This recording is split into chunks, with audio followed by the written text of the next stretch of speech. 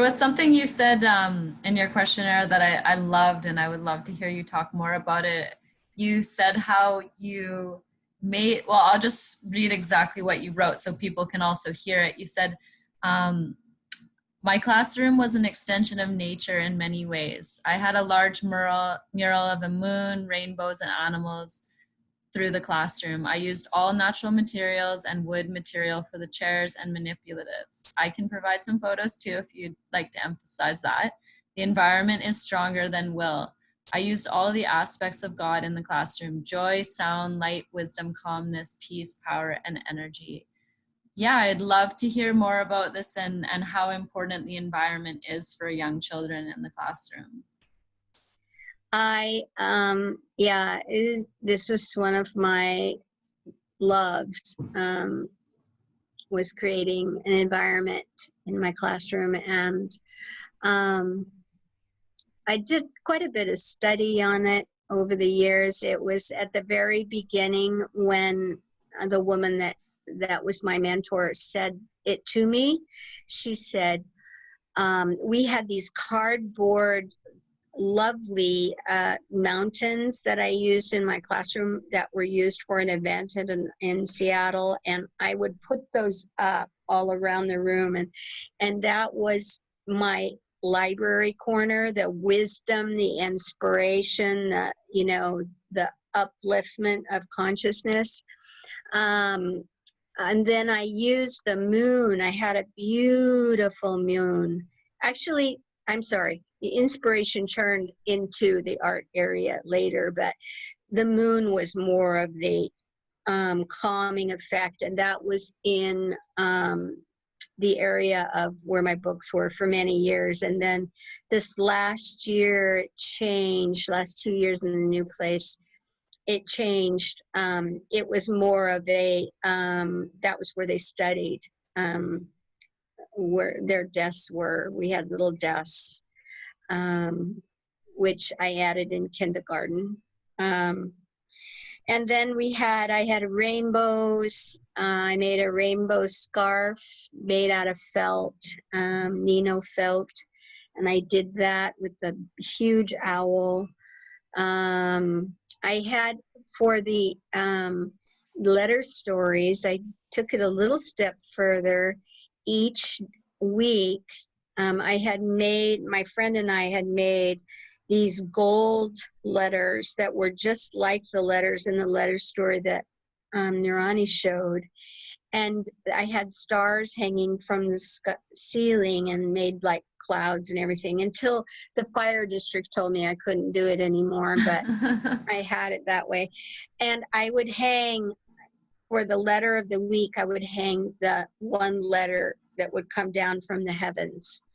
And so I also, when I was teaching writing, it would be the heaven line, the earth line, and then the little line in the middle we called monkey in the middle, because there's a game, you play monkey in the middle with a ball. And so, but I always made that heaven and earth line, and that had to do with the letters coming down from the heavens. And children just loved it. They loved it.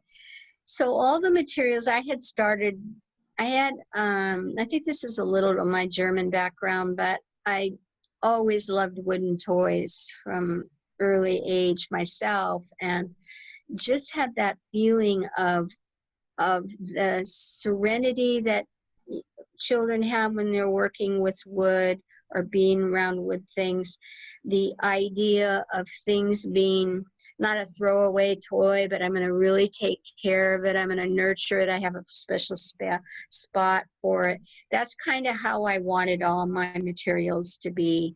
And whenever I could, I had a couple plastic things that were, that there was an Italian toy I had that I just loved to death, and it was plastic. But most of my toys were all wooden.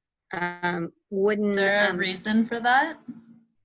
Just the softness of it. I feel like people might think I'm woo-woo, but there's a vibration that comes off of the wood versus plastic. I just felt kind of creepy with it, so I just didn't have plastic in my room. And I would Nice. search like lots of, thrift stores. In the very beginning years, I would just search for wooden whenever I could find it. Wooden blocks, wooden, of course, wooden puzzles, a wooden dollhouse, all the wooden pieces, and some of them were given to me by people that, oh, I thought of you, Chandi, and I'm going to give you this, so yeah, it was. And if not wooden, everything was, in baskets and made, and silk, kind of like a Waldorf classroom would be. It really took off a lot from that, and I just really, I know it made a difference. Children would come in. I painted the room, and I didn't know this until really later, but I painted the room a very light peach. And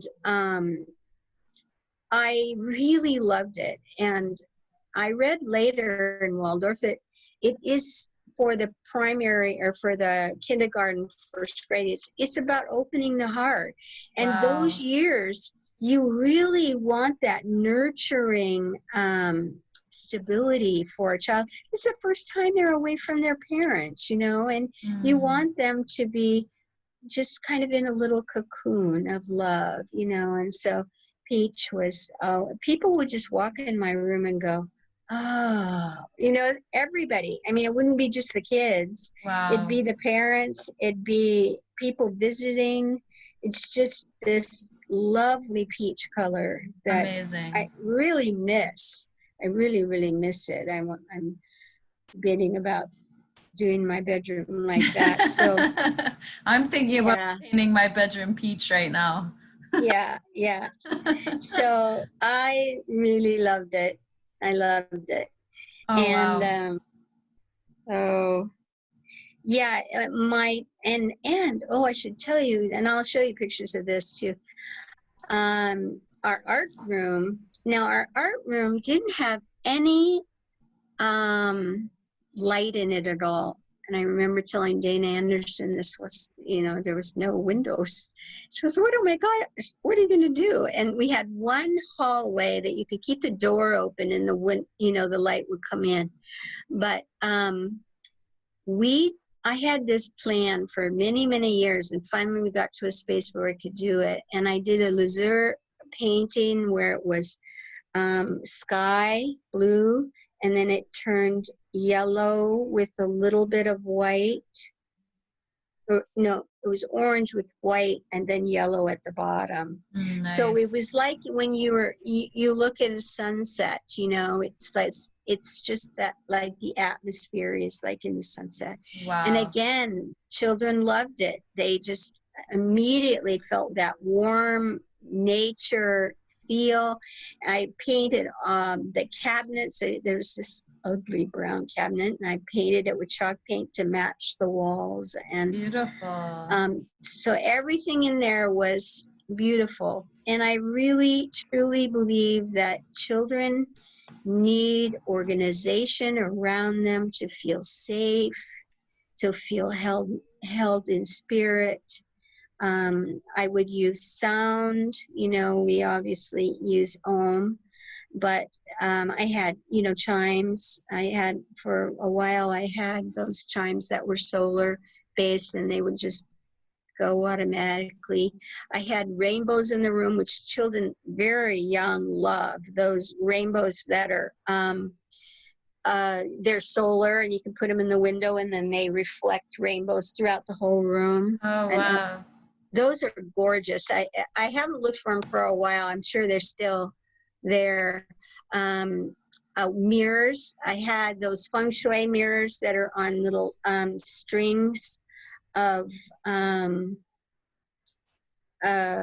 actually I have them outside my house now. They're fishing line, and they hung, and then they reflected light in the room.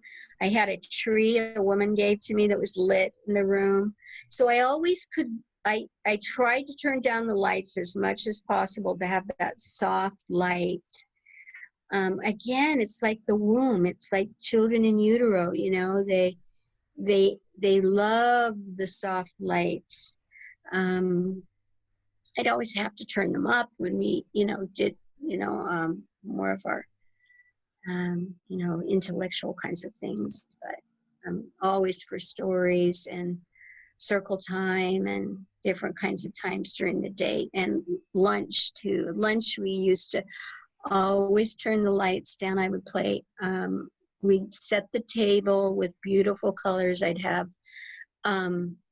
each day was a different color. So I had yellow was Wednesday, purple was Monday, red was Tuesday, Thursday was orange, which is the guru color, Friday was green day, which was nature, and pretty much I tried to stay with doing nature activities to go out on hikes and that kind of thing on Friday. But those are also have to do with the planetary solar, you know, the rotation of the planet. Wow. So the kids didn't know that, but they really, you know, they loved having certain days we would do certain things. And that's kind of a Waldorf thing. I got that from a Waldorf training I took. And it I gives just them loved it. a certain amount of rhythm and predictability and that comfort of just knowing what's coming next, right? Yes, yes. And they, you know, we had activities that went with those things too. But we played this fun little game. So the kids would set the table. It was a big deal. And that was one of our jobs we had in our room.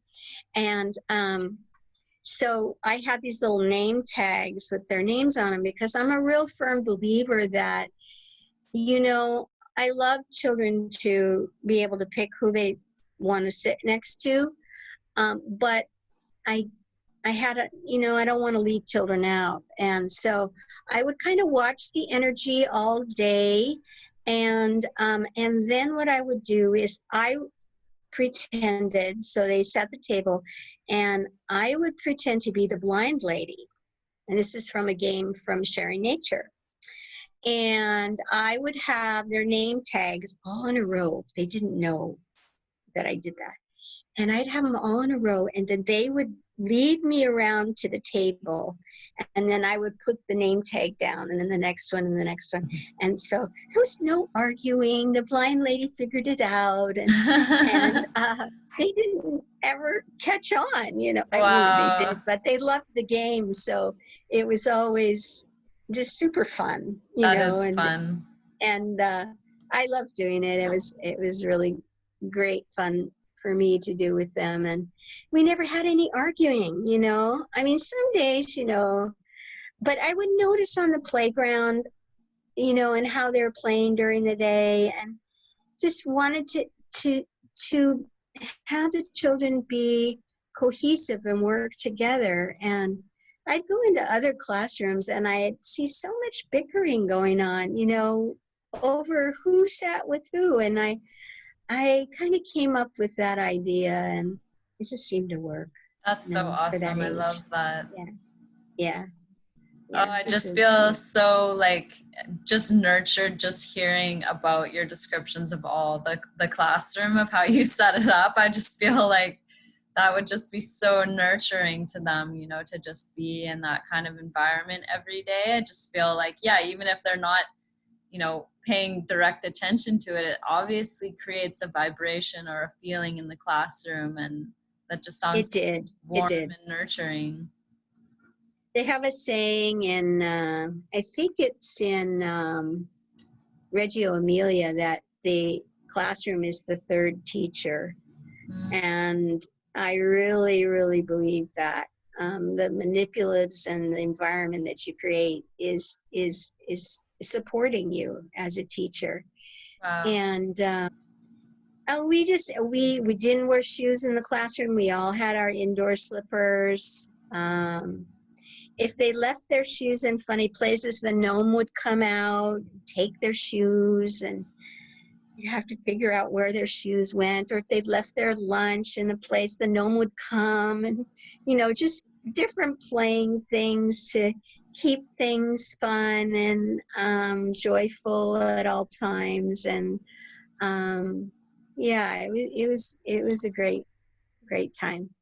Yeah, Yeah. you're really good at that. I mean, I remember I came to your classroom once or twice, I think, at the Seattle school, and I definitely remember it being a beautiful Hmm. and fun looking environment.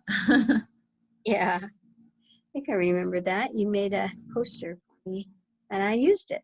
Oh, you did? Yeah, yeah, in our math center. Yeah, Oh, yeah, nice. yeah.